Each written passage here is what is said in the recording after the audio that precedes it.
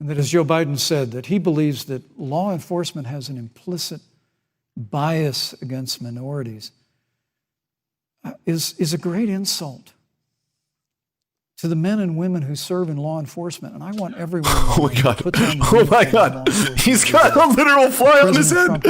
Stand with you. An exploding eye and a fly. When Senator Tim Scott tried to pass a police reform bill, brought together a group of Republicans and Democrats, Senator Harris, hello, Satan, got up and walked out of the room.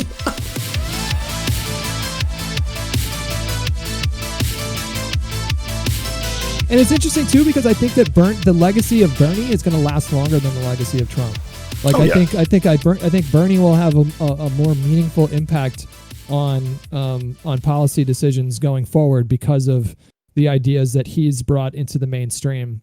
Whereas I think, like every other Republican president, except for Reagan, I guess, or every modern Republican president, the Republicans just cast them aside and turn them into pariahs as soon as it's no longer politically expedient to be latched to them. They did it with Mitch McConnell. They did it with fucking John McCain. I mean, they weren't presidents. They were nominees. They, all of them openly shit on Bush and Bush's foreign policy back in the day, even though the same people were cheering for war back then. And so I think the damage that Trump does to the GOP now as a result of this absolute abysmal failure of a first term is going to last for quite some time.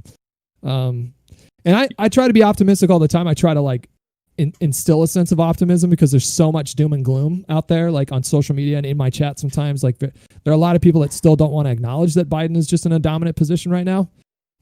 Isn't he 16 points ahead nationally after the COVID thing? According to one poll, according to a CNN poll, he's 16 points ahead, but in the RCP's aggregate, he's 9.7 points ahead, which they're rounding that's still outrageous this close to an election to be 9 points ahead. And I think that could drop even lower. Like I think the lowest that Trump's gotten on the RCP in the RCP average, I think is like 38% approval.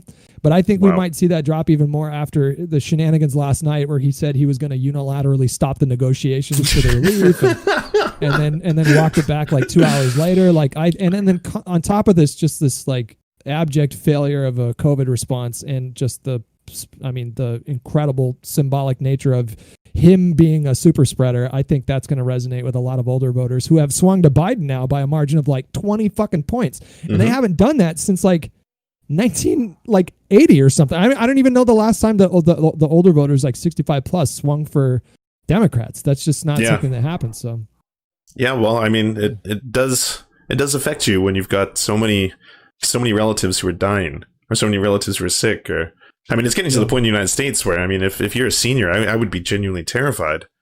Right. Yeah. I mean, I would be, I'm sorry, genuinely terrified in a lot of ways. But that would definitely be one of them. I got to ask, did you catch Trump on Twitter last night where he was rage tweeting? I think he had a record like 38 tweets or retweets in a single hour.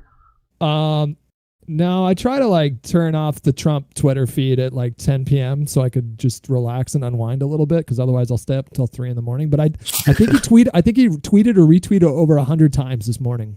Wow. I think this morning was actually worse. That's outrageous. He's just he's bedridden and angry, and I guess full of steroids now. So this could be the roid rage. He's panicked. Yeah, he's panicked. He's heavily medicated. He's sick. He's physically ill. And I think he's scared. I think he's on some level, he's always going to project confidence and success and that sort of thing. So he never publicly acknowledged that he was ever down in the polls. But these are the worst polls for an incumbent president since these are really, really crushing. This was a terrible week for him. And he has to know that he's criminally vulnerable as soon as he leaves office. I think it freaks him out. But at this point, I think, I've been telling my chat, I think I've been thinking this race was over back in March. I mean, at what point? So do you feel that Biden is pretty much on track to win, or no? Everything is looking that way. The only thing that would frighten me a little bit is people who are like, well, what happens about 2016? Did you not see the polls back then? I mean, Nate Silver said that she was going to win by 83%, and we're very similar right now. I would say the conditions are not any way comparable. It's a very different state. It's a very different country. It's even different polling, by the way. You have to look at the key battleground states, which is weird, unfortunately, but like, places like Ohio matter so much than other states. And it still seems like Biden is still surging ahead of him in like you were saying earlier, in places I never thought would happen. I don't think tonight is going to change much, by the way, if I know we don't have much time to say this, but I think this is Kamala's debate to lose, to be frank, because they're so far ahead that there's not much more space to be more area to be more ground to be won here, but on top of which she is way more astute when it comes to debates than I would assume Mike Pence is going to be. She's a bulldog, man. She's a fucking bulldog. I mean, she got a little kneecapped by Tulsi in that one debate, but she did a ton of damage to Biden's campaign. Like, really early on. And was that the first debate? I think it was. It was the first or the second, the one where she was talking about how she grew up in the busing system.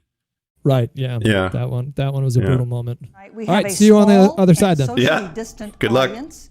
What would a Biden administration do in January and February that a Trump administration wouldn't do? Would you impose new lockdowns for businesses and schools and hotspots? A federal mandate to wear masks? You have 2 minutes to respond without interruption. Thank you, Susan. Well, the American people have witnessed what is the greatest failure of any presidential administration in the history of our country. And here are the facts. Coming out hot. 210,000 dead people in our country in just the last several months. Over 7 million people who have contracted this disease. 1 in 5 businesses closed. We're looking at frontline workers who have been treated like sacrificial workers.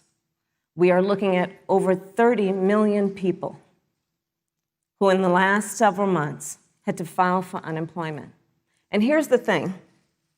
On January 28th, the vice president and the president were informed about the nature of this pandemic. They were informed that it's lethal in consequence, that it is airborne, that it will affect young people, and that it would be contracted because it is airborne. And they knew what was happening, and they didn't tell you. Before, there were more than 5 cases in the United States, all people who had returned from China. President Donald Trump did what no other American president had ever done, and that was he suspended all travel from China, the second largest economy in the world. Now, Senator Joe Biden opposed that decision. He said it was xenophobic and hysterical. But I can tell you, having led the White House Coronavirus Task Force, that decision alone by President Trump bought us invaluable time to stand up the greatest national mobilization since World War II. Whatever the vice president is claiming the administration has done, clearly it hasn't worked. When you're looking at over 210,000 dead bodies in our country, American lives that have been lost, families that are grieving that loss. And what is he writing down? The vice president is the head of the task force and knew on January 28th how serious this was. And then thanks to Bob Woodward, we learned that they knew about it. And then when that was exposed, the vice president said, when asked, well, why didn't y'all tell anybody? He said, because the president wanted people to remain calm. How can you expect Americans to follow the administration's safety guidelines to protect themselves from COVID when you at the White House have not been doing so? Well, the American people have demonstrated over the last 8 months that when given the facts, they're willing to put the health of their families and their neighbors and people they don't even know first. And President Trump and I have great confidence in the American people and their ability to take that information and put it into practice. In the height of the epidemic, when we were losing a heartbreaking Tell that to number, Herman Cain. 2,500 Americans a day, we surged resources to New Jersey and New York and New Orleans and Detroit. We told the American people what needed to be done, and the American people made the sacrifices. When the outbreak in the Sun Belt happened this summer, again, Americans stepped forward. He just said Herman Cain made a but sacrifice. The reality is the work of the President of the United States goes on. Thank you, Vice President. At that, if I may say, that Rose Garden event, there's been a great deal of speculation about it. My wife Karen and I were there and honored to be there. Many of the people who were at that event, Susan, actually were tested for coronavirus. And it was an outdoor event, which all of our scientists regularly and routinely advise. The difference here is President Trump and I Yes, trust go the touch each American other is what the people scientists say. to make choices in the best interest of their health. But this administration stood on information that if you had as a parent, if you had as a worker, knowing you didn't have enough money saved up, and now you're standing in a food line. His eyes exploding. He's pulling a Joe Biden right now. If the Trump administration approves a vaccine before or after the election, should Americans take it, and would you take it? If the public health professionals, if Dr. Fauci, if the doctors tell us that we should take it, I'll be the first in line to take it. Absolutely. But if Donald Trump tells us that we should take it, I'm not taking it. Vice President Pence, have you had a conversation or reached an agreement with President Trump about safeguards or procedures when it comes to the issue of presidential disability? And if not, do you think you should? You have 2 minutes without interruption. Well, Susan, thank you, although I would like to go back. I think we need to move on to the issue of thank you, but I would like to go back presidency. because the reality is that we're going to have a vaccine, Senator, in record time, in unheard of time, in less than a year. We have 5 companies in phase 3 clinical trials, and we're right now producing tens of millions of doses. So the fact that you continue to undermine public confidence in a vaccine, if the vaccine emerges during the Trump administration, I think is unconscionable. And Senator, I just ask you, stop playing politics with people's lives. You know, neither President Trump nor Vice President Biden has released a sort of detailed health information that had become the modern norm until the 2016 election. And in recent days, President Trump's doctors have given misleading answers or refused to answer basic questions about his health.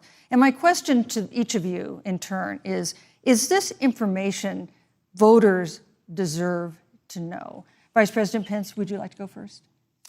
Well, Susan, thank you.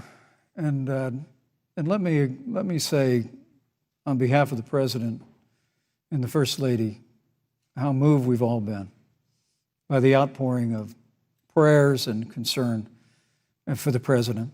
And I do believe it's emblematic of the prayers and the concern that have ushered forth for every American impacted by the coronavirus. But the care the President received at Walter Reed Hospital, the White House doctors, was exceptional. And the transparency that they practiced all along the way will continue. The American people have a right to know about the health and well-being of their president, and we'll continue to do that. Senator, I want to thank you and Joe Biden for your expressions, genuine concern.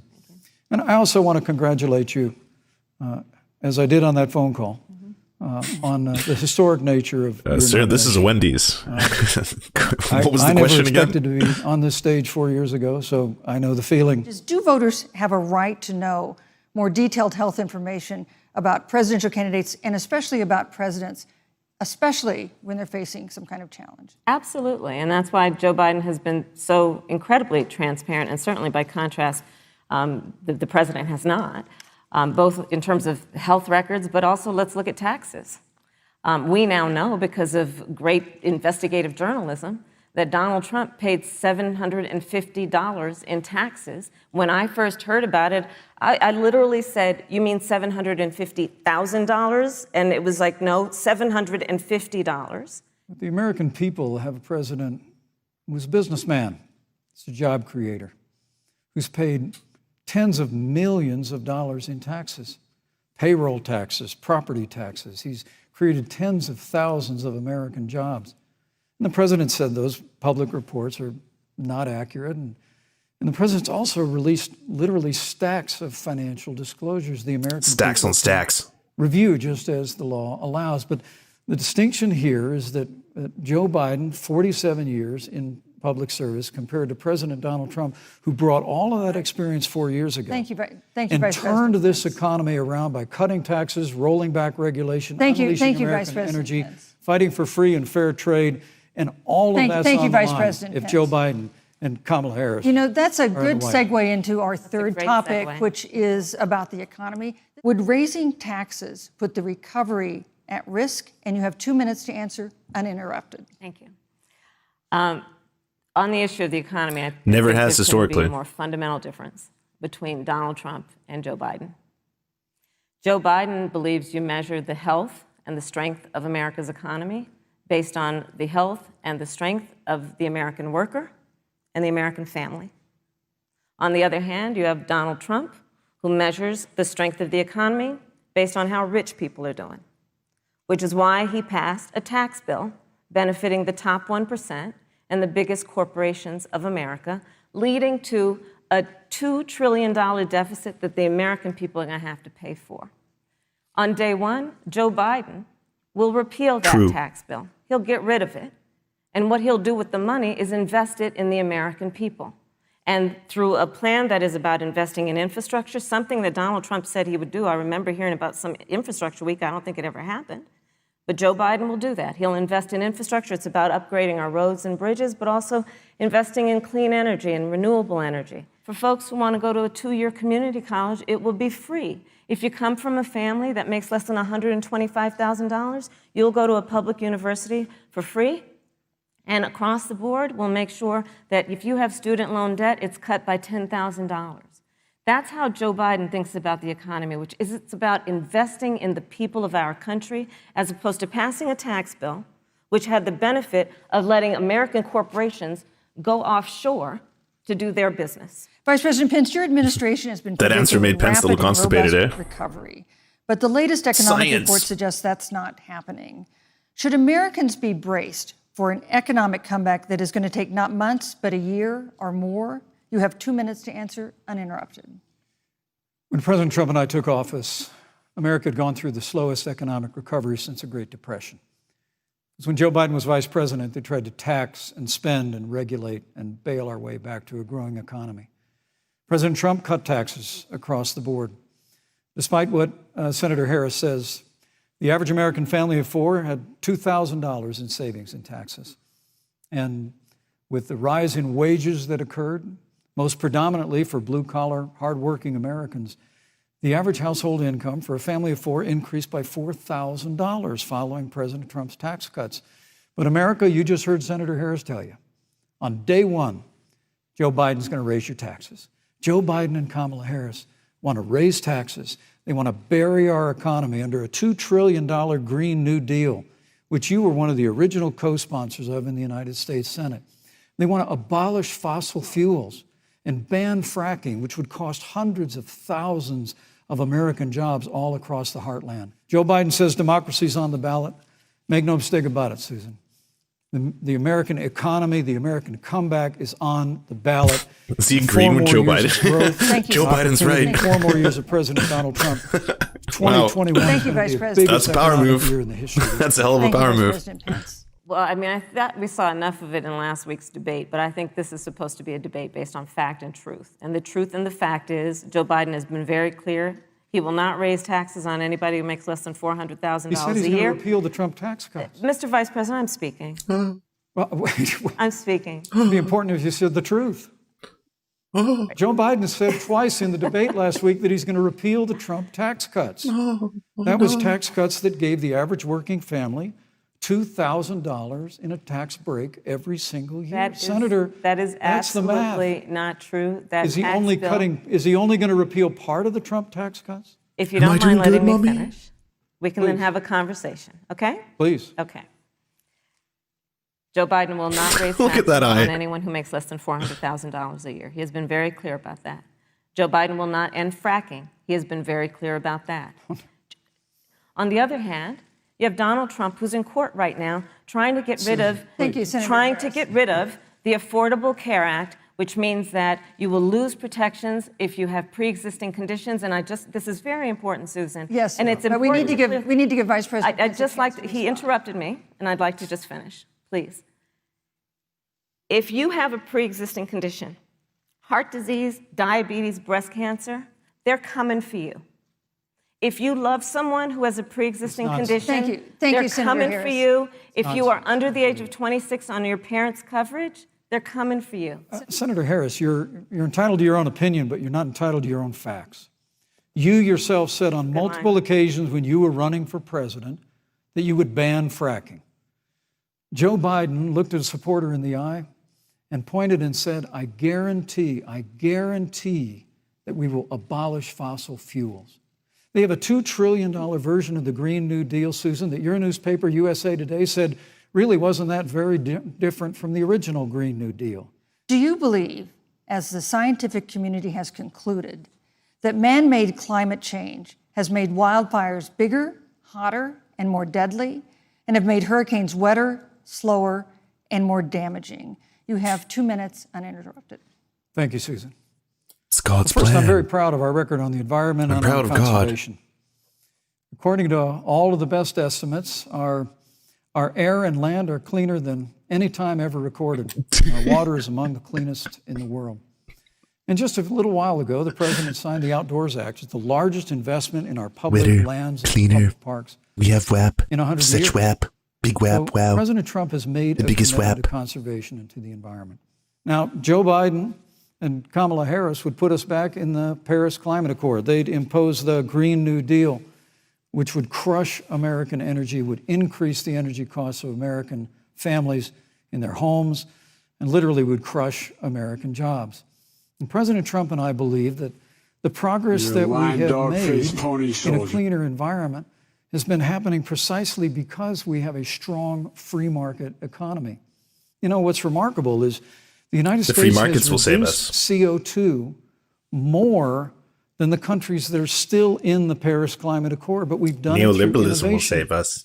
And we've done it through natural gas and fracking, which, Senator, the American people can go look at the record. I know Joe Biden says otherwise now, as you do, but the both of you repeatedly committed to abolishing fossil fuel and banning Why are you pulling them fracking. on in this? And so by creating the kind of American innovation, It's a we're actually 2-on-1. steering toward a stronger and better environment. And with regard to hurricanes, the National Oceanic Administration tells us that actually as difficult as they are, Thank you, Vice President. there are no more hurricanes today than Thank there you. were 100 years ago. Thank you. But many of the climate alarmists President use Pence, hurricanes and wildfires to try and Thank you, solve Vice the President. Last the year. Green New Deal. And President Trump and I are going to always put American jobs and American workers first. First of all, I will repeat, and the American people know, that Joe Biden will not ban fracking. That is a fact. That is a fact. Boo. Vice President Pence, do you believe that climate change poses an existential threat? As I said, Susan, the climate is changing. We'll follow the science. But once again, Senator Harris is denying the fact that they're going to raise taxes.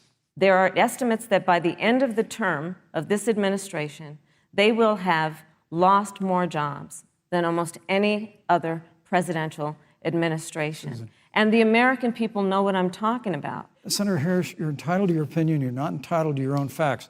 When Joe Biden was vice president, we lost 200,000 manufacturing jobs, and President Obama said they were never coming back. He said we needed a magic wand to bring them back.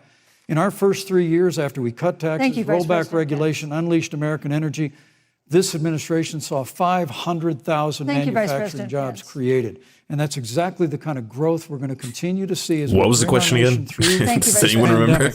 Joe Biden is responsible for saving America's auto industry, and you voted against it. So let's set the record straight. Thank you. I'd like to talk about China. We have as our next topic. I'd like to We have response no to more that. complicated or consequential foreign relationship than the one with China. It is a huge market for American agricultural goods. It's a Vice President Pence. How would you describe our fundamental relationship with China? Competitors, adversaries, enemies? You have 2 minutes. Thank you, Susan. Well, before I leave that, let me speak to voting records if I can. You know, everybody knows that NAFTA just talk about cost whatever you want. literally That's what we're here for. thousands of American factories. Come on. American people deserve to know.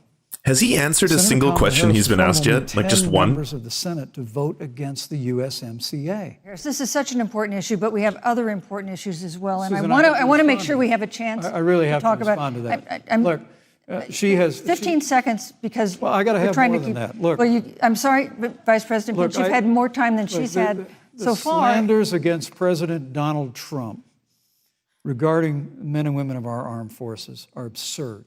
I'm sorry, Vice My President son Pence. is a captain in the United Yes. States Marine Corps. My son-in-law is deployed in the United States Navy.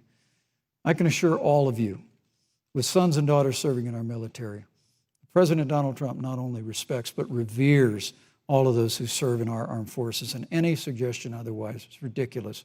Thank you, Vice President Pence. the Vice American President Pence, people deserve- you know, Susan, Vice the American President people Pence, deserve- I So didn't does say- Trump call his son a Vice President loser? Pence, I did not, excuse me, Pence. Susan, the I did American not He sends a create the loser. rules for tonight. Joe loser Biden, Pence. Your and Tom- campaigns agreed to the rules for tonight's debate with the Commission on Presidential Debates. I'm here to enforce them, which involves moving from one topic to another, giving roughly equal time to both of you, Go right which is what I'm trying very hard to do. Go right ahead. So I want to go ahead and move to the next topic, which is an important one, as the last topic was, and that is the Supreme Court. Vice President Pence, you're the former governor of Indiana.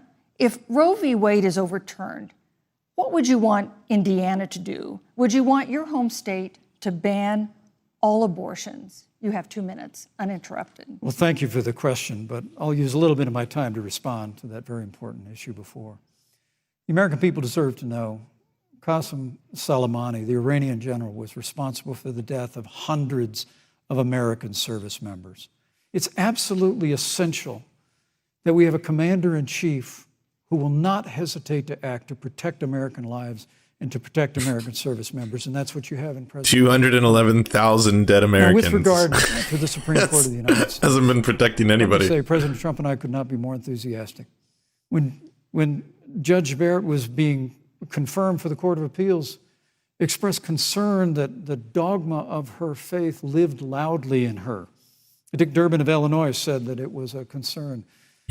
Senator, I know one of our judicial nominees. Who does you this play actually to besides like attacked Christian because they were a member of fundamentalists? The Catholic Knights of Columbus, just because the Knights of Columbus holds pro-life views and Thank you. pro-marriage views. Thank you, Vice President So Pence. Your my time hope is is up. that when the hearing takes place, that Thank you, Vice President Pence. that Judge Amy Coney Barrett will be respected, Thank you, treated Vice President respectfully, Pence. voted and confirmed Thank to the you. Supreme Court of the United States. Senator Harris, Hypothetically. if Roe v. Wade is overturned, what would you want California to do? Would you want your home state to enact no restrictions? If he's on such a access Christian, to why abortion? does his And eye you look have like he's 2 possessed by minutes the devil? uninterrupted. Thank I'd you. like to know that. First of all, Joe Biden and I are both people of faith, and it's insulting to suggest that we would knock anyone for their faith. And in fact, Joe, if elected, will be only the second practicing Catholic as president of the United States.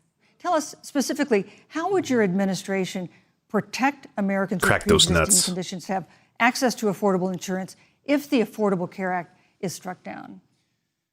Well, thank you, Susan. But let me just say, addressing your very first question, I couldn't be more proud to serve as vice president to a president who stands without apology for the sanctity of human life. I'm pro-life. I don't apologize for it. When you speak about the Supreme Court, though, I think the American people really deserve an answer, Senator Harris. Are you and Joe Biden going to pack the court if Judge Amy Coney Barrett is confirmed? I mean, there have been 29 vacancies on the Supreme Court during presidential election years, from George Washington to Barack Obama. Presidents have nominated in all 29 cases. But your party is actually openly Yes. advocating adding Say seats yes. to the Supreme Court. Look him in which the has had face 9 and say seats yes. for 150 years if you don't get your way. This is a classic case of if you can't win by the rules, you're going to change the rules. Now, I'm so glad we went through a little history lesson. Let's do that a little more. In 1864... well, I'd like you to answer the question. Mr. Yes, Vice President, I'm please, speaking. very I'm fast. speaking. Okay. So Joe and I are very clear. The American people are voting right now, and it should be their decision about who will serve on this most important body for a lifetime. Thank you, And the Senator American Harris. people, Susan, are voting right now. They'd like to know if you and Joe Biden are going to pack the Supreme Court if you don't get your way in this nomination. Let's talk about packing. You once Come again on. gave a non-answer. Joe Biden gave a non-answer. Trying to answer you the now. American people deserve a straight answer. And I if you wouldn't haven't know figured anything it out about yet, the giving straight answer non-answers. is they are going to Hey, pack what's the a Supreme non-answer Court like? if they somehow win Never this never election. done that before. Men and women, Vice President, I got to I tell you, think people across this country, if you cherish our Supreme Court, if you cherish the separation of powers, you need to reject the Biden-Harris ticket. Come November the 3rd, re-elect President Donald Trump, and we'll stand by that separation of powers in a 9-seat Supreme Court. Yeah, let's talk about packing the court then. Let's talk about the Please. fact. Yeah, I'm about to. And do you know that of the 50 people who President Trump appointed to the Court of Appeals for lifetime appointments, not one is black? This is what they've been doing. You want to talk about packing a court? Let's have that discussion. I just want the record to reflect she never answered the question. So maybe the next debate, Joe Biden will answer the question. Oh. I think the American people know the answer. Not a good hill to die on, Mike. In March, Breonna wouldn't Taylor, choose that battle, my 26-year-old dude. emergency room technician. In the case of Breonna Taylor, was justice done? You have 2 minutes uninterrupted. Well, our heart breaks for the loss of any innocent American life. And the family of Breonna Taylor has our sympathies. But I trust our justice system, a grand jury that refused the evidence. And it really is remarkable that as a former prosecutor, you would assume that an impaneled grand jury looking at all the evidence got it wrong. But you're entitled to your opinion, Senator. This presumption that you hear consistently from Joe Biden and Kamala Harris, that America is systemically racist, and that, as Joe Biden said, that he believes that law enforcement has an implicit bias against minorities, is a great insult to the men and women who serve in law enforcement. And I want everyone Oh my God. to put down the Oh my uniform God. of law enforcement. He's got a literal fly on his head. President Trump and I stand with you. An exploding eye and a fly. When Senator Tim Scott tried to pass a police reform bill, brought together a group of Republicans and Democrats, Senator Harris Hello, Satan. got up and walked out of the room. And then you filibustered Senator Comrade Fly. Tim Scott's Comrade bill on the Fly. Senate floor that would have provided new accountability, new resources. But we don't have to choose between supporting law enforcement, improving public safety, and supporting our African American Thank you, neighbors Vice and all of our minorities. I hope you're seeing the fly on his head Thank you, right Vice now. Record President unemployment, record Vice investments in President education. Pence, I was just saying the same fighting thing. for school choice for all of them. I was just saying the same thing. If he's such a devout Christian, I will why is he not sit here possessed and by the lecture devil? about His Vice eyes President exploding. He's got a fly on What his it head. means to enforce the laws of our country. You're concerned that he doesn't condemn neo-Nazis. President Trump has Jewish grandchildren. His daughter and son-in-law are Jewish. This is a president who respects and cherishes all of the American people. But you talk about having personally He just prosecuted- unironically did. I have a black friend. Thank you. He just pulled I have a black I friend. really need to make this point.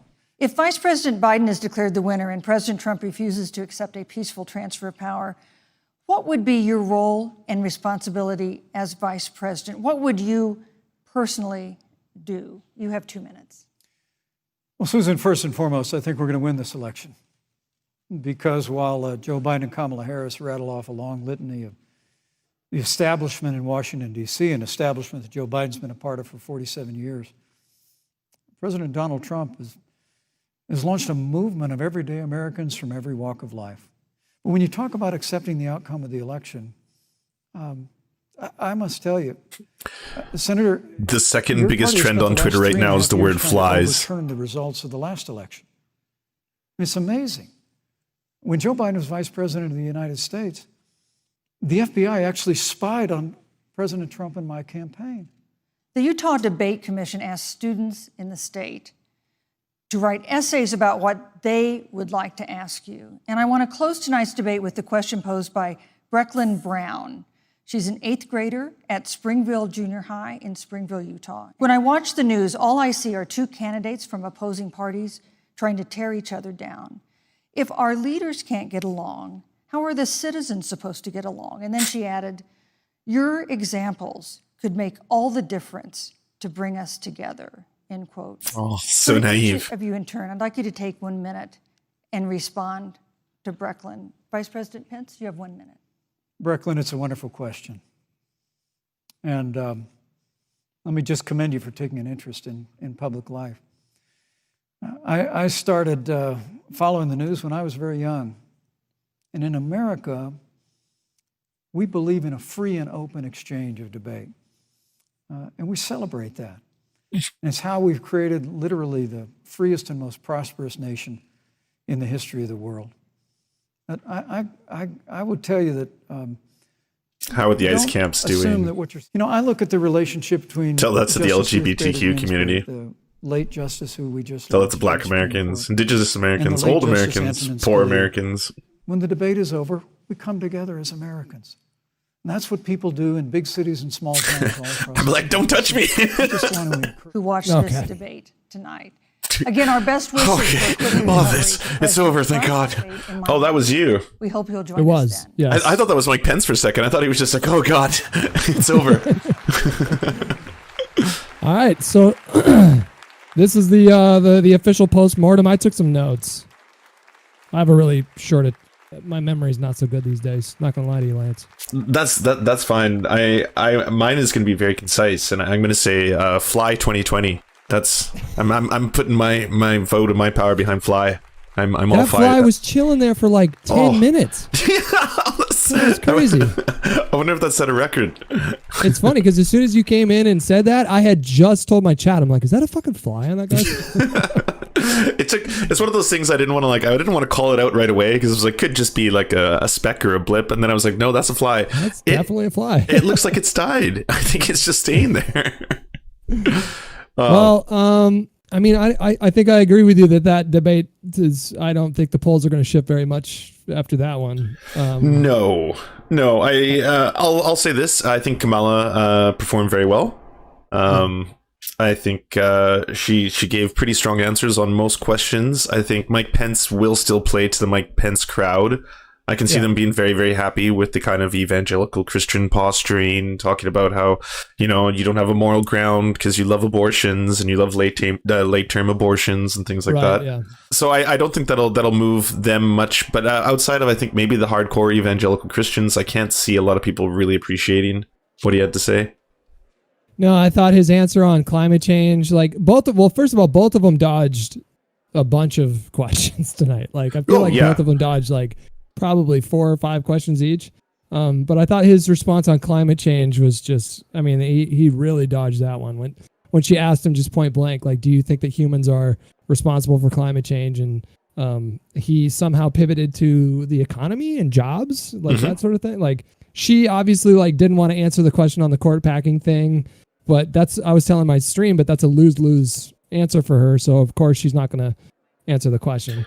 Yeah, I would like to hope the answer is yes, but yeah, you're completely right. There's nothing to gain from her basically coming out and saying, "Hey, this is what we're going to do." That's a very tricky question for someone to answer because at the same time, like I thought she could have maybe gone on the attack there. To be like, well, we didn't stand in the way of Brett Kavanaugh. You standed firmly in the way of, Obama appointing a Supreme Court nominee with what? How many months was that? 9 months, I think. The hypocrisy from the Republicans at that time being like, well, you can't possibly do it. There's an election in 9 months. This is not becoming. And I was like, well, we have less than 2 months. Yeah, let's shove that down our throats right now.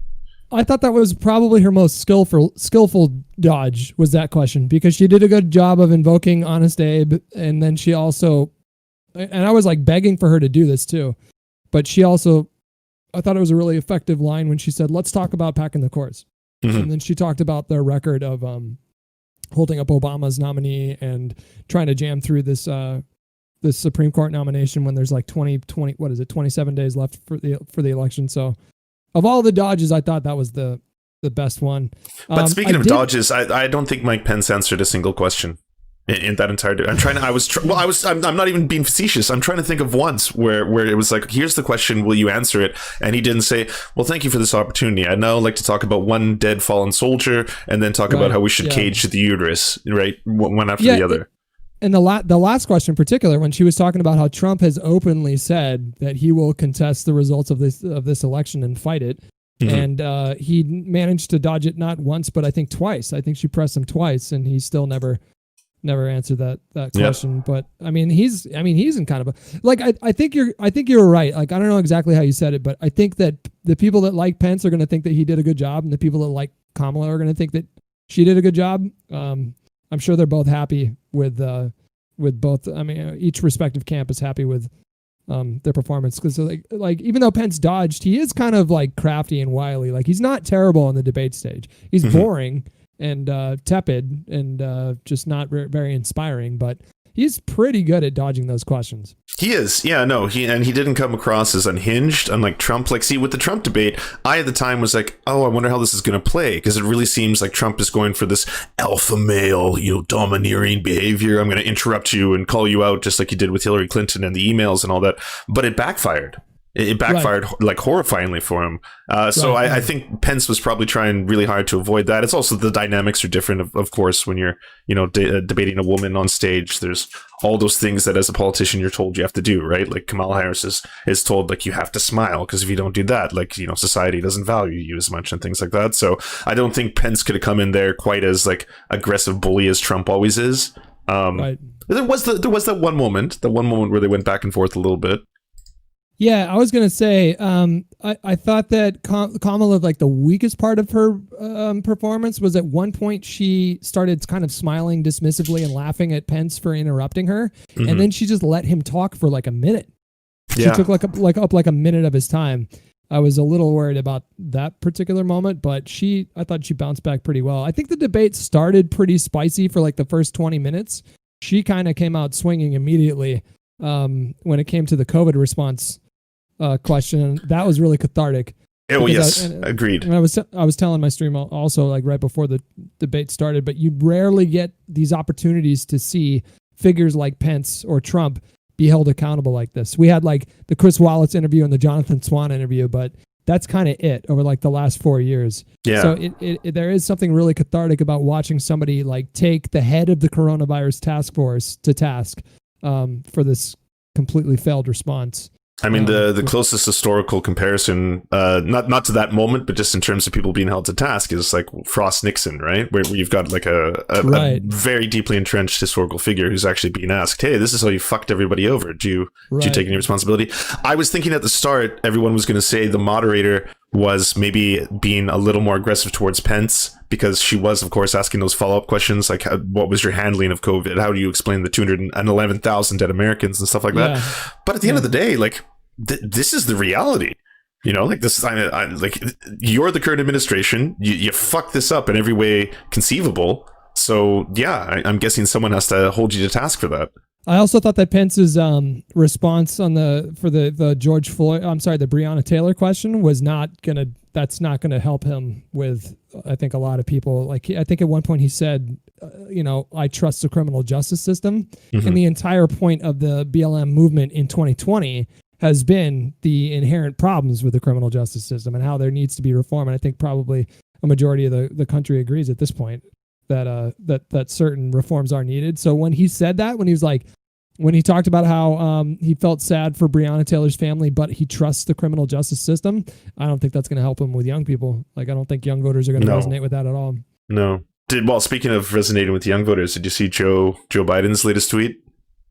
No, my chat is spamming it. Let me take a look at it. You got to pull it up. You got to put it on your stream. You got to listen to your chat on this one. Okay, all right, I see.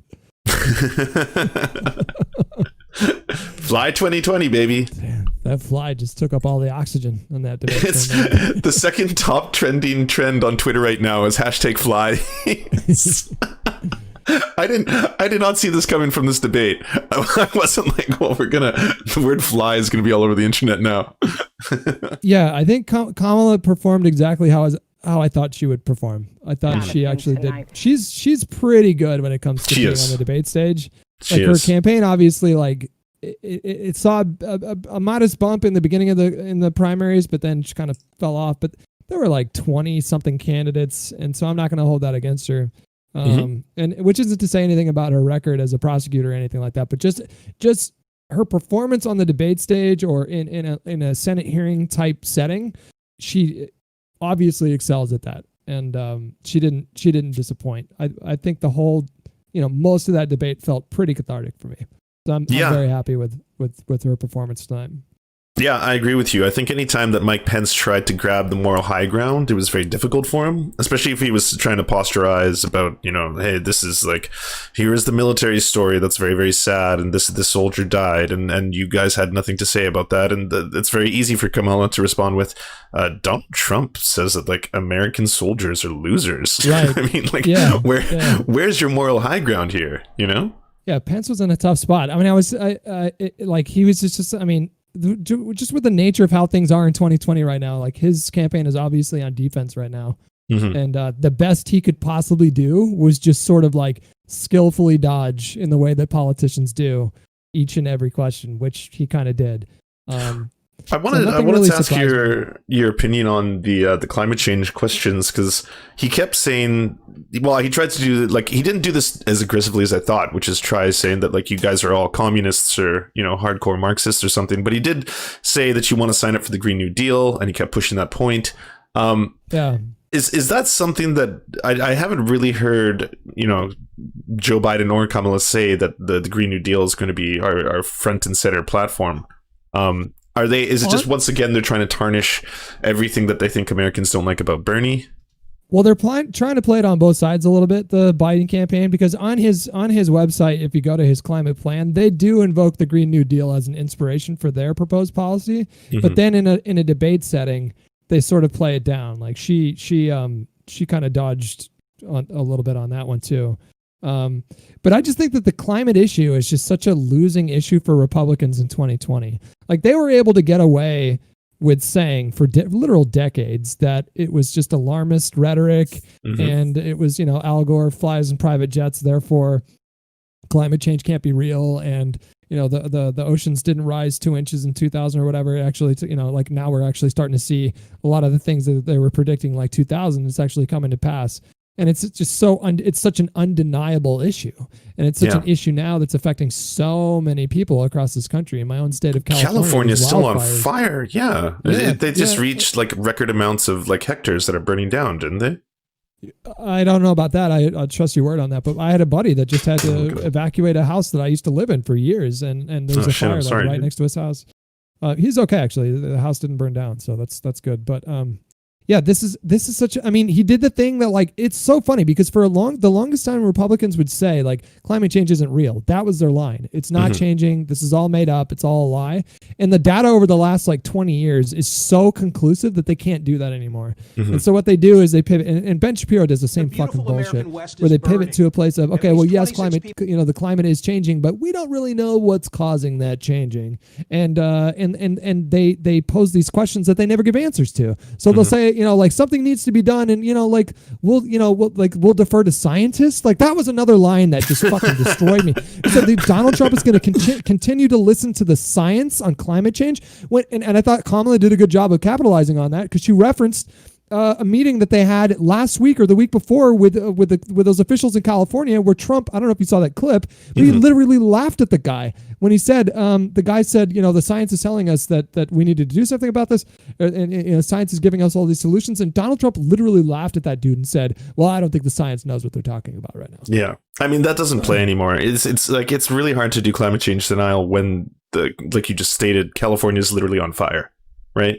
Like, you can't keep pointing towards, well, it might just be, I mean, the hubris of man to say that we have any contribution to any of this. It just seems like it's one of those things that's still not as tangible as it could be, though, for not just Americans, but like people worldwide. Like, it's one thing to be like, we have to do something about this immediately. Let's rejoin the Paris Accord or things like that. But it's another thing to say, like, this is a win or die election campaign platform promise, right? Like, it's still probably not registering. You can tell me different. It's probably not registering as high with Americans as, say, like, jobs or the economy, because right now there is a record job loss. I think let me just pull this up. Yeah, CNBC says that like nearly half of America is unemployed right now. There's 150 million Americans who don't have jobs.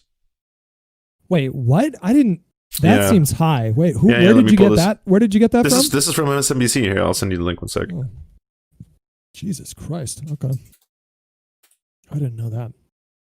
Well, I know that with registered Democrats in recent polls, what the data is telling us is that climate change I just put it in your chat, sorry.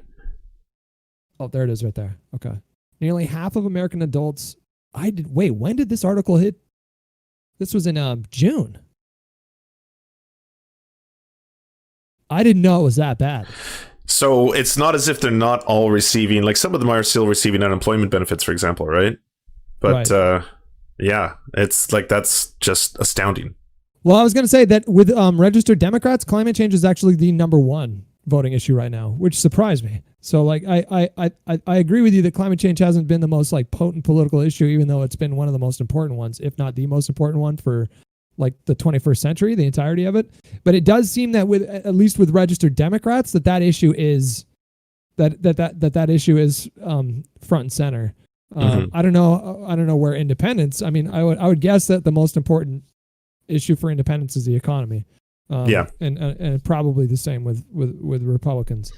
But it might just be sadly the case that we'll have to deal with several more years of climate disaster before it really starts to sink in. One thing I was pretty astounded they never brought up was the fact that, it was only, well, I guess this was yesterday when they stopped, like Donald Trump basically said he's not going to pass a relief budget until after the election, which just seems like a really easy win for Kamala to have made, or at least to have brought up. Yeah, she didn't even bring it up, huh? That was shocking. Yeah. That really was shocking. I couldn't believe that. I mean, like, and she gave, and Pence gave her such an opening to do that early on. I can't remember exactly what he said, but I was screaming at my chat, like, get him on the tweet, get him on the fucking tweet. But they, obviously, both of them did a better job of respecting the moderator than Trump and Biden did. Oh, absolutely. Yeah. So, although I was surprised at one point that she was able to say, like, excuse me, I would like to say this and I would like to state this. And the moderator was like, okay. Yeah, right. I thought that was her at her best. Although inevitably on the other side, they're going to read that as her being nasty and rude and arrogant and condescending. So like that's like if you go to Ben Shapiro's feed right now, like I looked at one of his tweets where he said Kamala is so bad at this, and I just thought that was fucking hilarious. Yeah, and then you actually click in and you take a look at the replies. That's all they're saying in his replies. She was nasty. She was rude. She was like that sort of thing. And she didn't smile enough. She did well. She did do a good job of smiling, actually. No, I'm just joking. That's usually what they say, right? Well, I was gonna say, like, that was when she was at her strongest, was when she looked at Pence. She did it, I think, 3 or 4 times throughout the debate and said, "Excuse me, I'm talking." That was so cathartic, and I'm sure that was cathartic for so many millions of people that were watching this. I'll bet you anything this vice presidential debate broke viewership records. I would be willing to bet good money. Well, I mean, it's doing really good for Twitch right now, right? Like you're at what? You're at 3K. Hassan's at 62. Destiny's 12. Hassan's an animal, so yeah, I know. He's basically he's got to be careful. Like I was telling my stream, okay, he's got to be careful. He's got so many eyes on him now. He can't fly too close to the sun. Gotta, no more 9/11 jokes. No more 9/11 jokes. Just don't talk about 9/11 anymore. It'll be good. But it's good to see people like him succeeding, because like we were talking about earlier, there needs to be a sort of counter narrative to push back against like PragerU and Ben Shapiro, and so it makes me happy to see people like you and Pacman and Hassan and Majority Report, getting a lot of love in the last couple of years. That's a good sign of things to come. So your takeaway is that this was a good night for Kamala. I think it was probably a good night for both of them, because again, I think that if you're a white evangelical and you were watching Pence, I'm sure most of them thought that he did a bang up job. Doesn't matter that he literally, like you said, dodged every single question and lied endlessly about so many different things. None of that matters. It's just the fact that he, just talking about appearances right now, held his ground and, didn't melt down or anything like that. But yeah, I would say that this is like the least surprising debate yet. Like that went pretty much exactly how I thought it was going to go. Yes. Yeah, which I guess was a stark contrast from that last debate, which I didn't know would go off the rails within the first minute. No, I thought it was going to be bad. I didn't think it was going to be that bad. That was a tough debate. And we'll see. Like, I thought it was clever that Biden said today. Did you see that he said that he wouldn't do a debate if Trump tested positive for corona?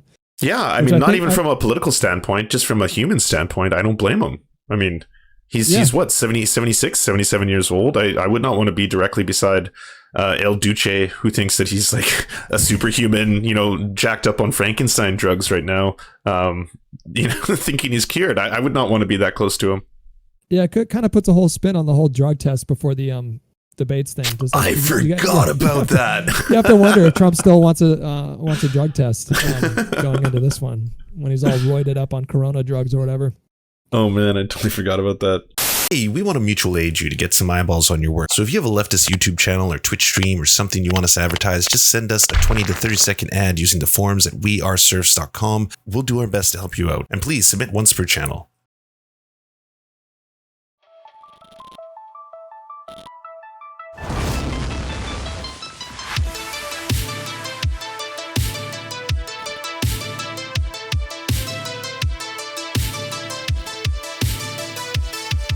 To our God, I'm Wrath. We pray at your altar of greatness. To our monarch, Thomas Bone, you are the light that guides our path. To our lords, Jeffrey Lamb, Trevor R., Stephen, Ninetails Cosmic Fox, Hans Josephine, and Poppy Nelson, we bow meekly for your pleasure. To our knights of the Round Table, Josh Mickelson, Dylan Byth, Alexander Thaler, Zach Christensen, Todd Buckingham, Todd Lajeunesse, Clement Chetska, Skybear Games, Moss Beast, Political Puppy, Ali Menthol, Jimmy Bignuts, Alan R., Andreas Chitoro, Good Poon Hates Cops, That's Solid Poon Then, Dr. Zayas, Joppy, Radiclu, Violent Orchard, and Sophie Baby, we salute you. And to our many merchants and farmers, thank you. Fuck you, Lance!